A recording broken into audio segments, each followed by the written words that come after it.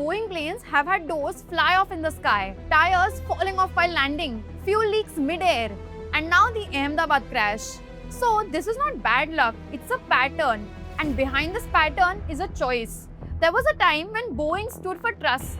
For over 80 years, this company has shaped the flying industry. And then a business decision was made that changed everything. And a business that soared to the highest heights has now come crashing down to pieces and criticism. Even Boeing employees themselves are refusing to travel in a Boeing aircraft today. So what was this business decision that changed the fortune of the company and thousands of people who lost their life because of this one decision? What made them take this decision and what can we learn from this case study? Hi, I'm Hiral and welcome to Level Up with Hiral. We all know Boeing is famously, or rather infamously, known for its aircraft. But do you know Boeing also manufactures military jets, fighter aircraft, missiles, spacecrafts, rockets, satellites and much more? It's not just its aircrafts that are problematic, but also its spacecrafts. One in which Sunita Williams was stuck in the International Space Station for 286 days instead of 8 due to technical problems with the Boeing Starliner spacecraft. This wasn't always the case though. When Boeing began in 1916, their first airplanes weren't shiny or huge. They were simple seaplanes made out of wood. During World War II, Boeing built powerful planes that helped win the war. And after it was over, they set their sights on something even greater. They wanted to make it possible for ordinary people to travel to the other side of the world. They introduced the Boeing 707, a giant jet that would change how everyone thought about air travel. The 707 introduced jet air travel to the masses in the late 1950s and dominated international travel routes across the 1960s. By the late 20th century, Boeing was known around the world for making large, reliable aircraft. Its planes were used by major airlines. They had solid safety standards and a very strong internal culture. Just to give you a gist of how strong their culture was, around mid-1900s, when the company made around $2 billion, they decided to bet more than half their earnings, that is over $1 billion, on one crazy idea, the Boeing 747. Later, when Boeing built the 787 Dreamliner, they spent $32 billion on it. Now let me explain just how insane this was. In most industries, especially tech, if you spend money on research, you can expect some results. But aviation, you can burn $1 billion and get absolutely nothing. Zero guarantee it'll even fly. It might take you years to build one prototype, and even then it might turn out to be garbage. And even after it is successful, it takes a very long time to recover all the money you put in R&D. They were creating the world's first wide-body jet, and here's what made Boeing special. It wasn't run by MBA guys in suits. It was run by engineers who actually built the planes with their own hands. The CEO knew how every bolt worked. The executives had grease under their fingernails. When the 747 finally flew, it dominated everything. For almost 40 years straight, from 1970 to 2007, it was the biggest passenger plane in the world. It made global travel possible for regular people. Just to give you some context, the other planes that were in the market had a seating capacity of about 280 passengers. But Boeing had a capacity of 524 passengers, which even went up to 660 in some variants. They sold a total of 1,574 aircrafts over its 56-year history. Typically, a company sells around 1,000 aircrafts of any model if it works out for them. People used to say, if it's not Boeing, I'm not going. That's how much they trusted Boeing. It was a promise that they'd never compromise on safety for money. But in 1996, everything changed. Boeing made one decision that would poison everything they'd built over 8 decades. And the crazy part is, it wasn't even their decision to make. Boeing was at the top of the commercial aviation industry. It held more than 50% of the global profit. Airbus and McDonnell Douglas were other rising competitors. In 1996, Boeing made a strategic move. It acquired McDonnell Douglas for $13 billion. On paper, it looked like a perfect business decision. Boeing, the stronger company, was absorbing a weaker company to increase its market dominance. But here is where a lot of things were about to take a huge turn. Harry Stonecipher, the CEO of McDonnell Douglas, joined Boeing's leadership team after the merger. He suggested the then existing team that, see, you guys can focus on production and I can take care of the sales and management. The team thought, why not? The CEO of a smaller company took over the operations of a bigger company. Isn't that very strange? Anyway, they were interested in production and they wanted to focus on making a great product. Despite coming from the smaller company, he became one of the most powerful voices in Boeing's boardroom very quickly. This was their very first mistake. They let someone who is not the best in the market become their management leader. And wait till I explain how big of a disaster he went on to create. Harry was just interested in profits. Originally, everything was in Seattle. The executives, the factory, the mechanics, all in one place. If you are running things, you're walking through the factory daily, talking to the workers, seeing problems as they happen. So if something goes wrong, you know immediately. Then in 2001, Harry moves the headquarters to Chicago, 2,000 kilometers away from where they actually build the plane, because according to him, operations get in the way and waste the management's time. Think about that. The head of an airplane company said that making airplanes wastes his time. Then he suggested, let's outsource some parts of the aircraft from Japan. Japanese technology is well known, and this way Japanese airlines will give us orders as well. It began with one country, and this way they ended up outsourcing parts in multiple countries across the world. The logic was simple. By working with suppliers in countries like Japan, Italy and Malaysia, Boeing could reduce costs and build stronger relations with the airlines in those markets. In theory, outsourcing would speed up production and improve Boeing's global reach.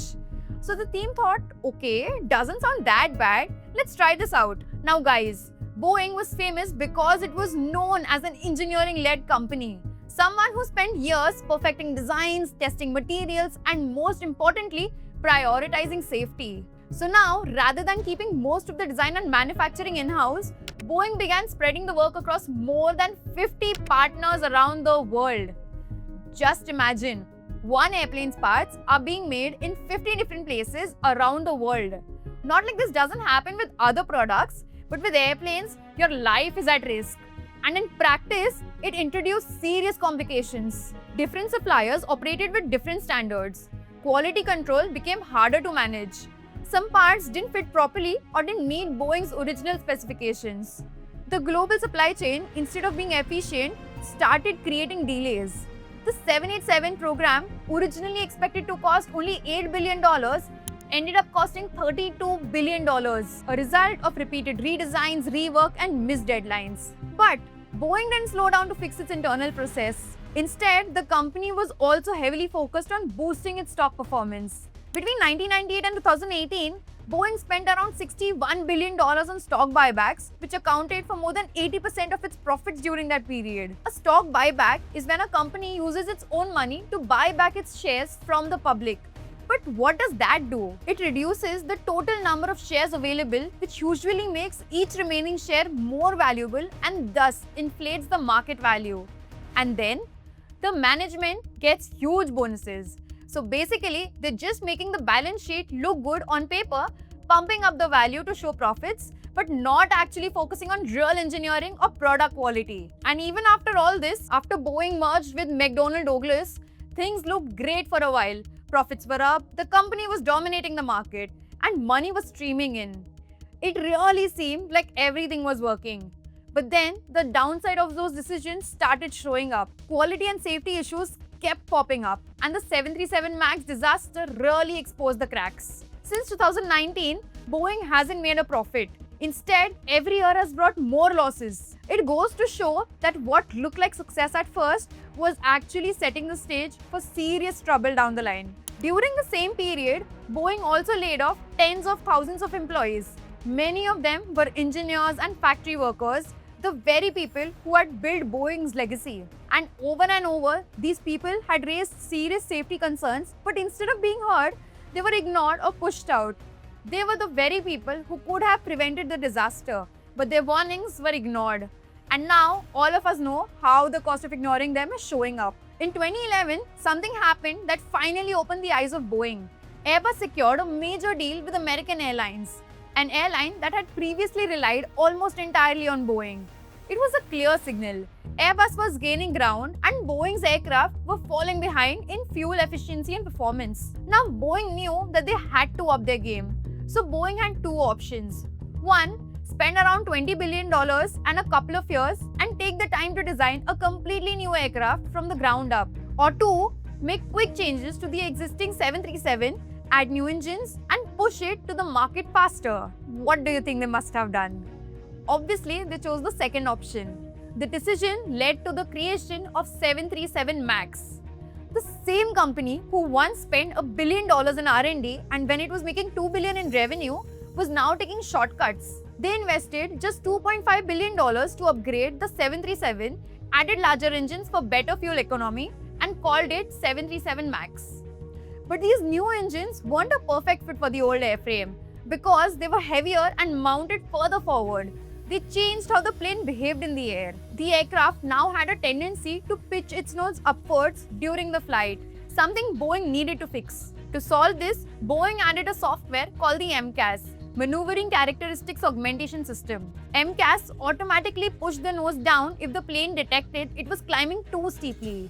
The MCAS wasn't entirely a problem, but here's where things started to go wrong. Boeing did not tell its pilots about MCAS. It wasn't in the manual. There was no dedicated simulator training. Most pilots flying the 737 MAX had no idea the system even existed. As a result, there were 2 crashes in 5 months where 346 people died. The public reaction was immediate.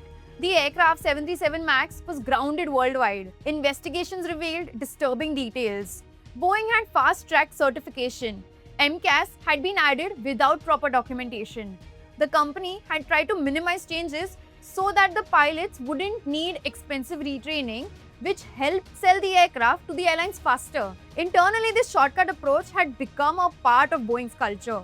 The focus had shifted from designing the safest aircraft to managing deadlines and margins. After the crashes, Boeing faced massive lawsuits, investigations, and a complete loss of public trust, and they had to halt production for months. Boeing says safety is the highest priority, but when you look at these major crashes, a deeper issue comes to light. Each crash had different technical problems, software bugs, faulty sensors, even mechanical switch failures. But the real pattern lies in the decisions behind them. Pilots weren't given the full picture. Safety was often sidelined for speed and savings. Warnings were ignored, and the supply chain was super complex. So while each crash had a different trigger, they all share the same painful truth. A system where silence, shortcuts, and missed chances cost hundreds of lives. This was the reason why a product supposed to be driven by engineers failed, because it was led by MBAs who did not have enough knowledge about it. What we need to learn from this case study is that, first, culture drives everything. The way a company is on the inside shows up in its decisions and results. Protect that culture like your life depends on it, because sometimes, like in this case, it actually does. Second, mergers, new leadership, major changes should never happen just for numbers. They have to match the company's core values and strengths. Third, open communication and feedback from experts at every level is important for identifying problems before they escalate. And your leader can make or break your company. So choose your leader wisely. That was it for this case study, guys. Our team puts in a lot of efforts for such case studies. So I would really appreciate your feedback in the comment section. Also, don't forget to like this video, and for more such interesting case studies, subscribe to Level Up with Hiral right now. I will see you next week. Ciao for now.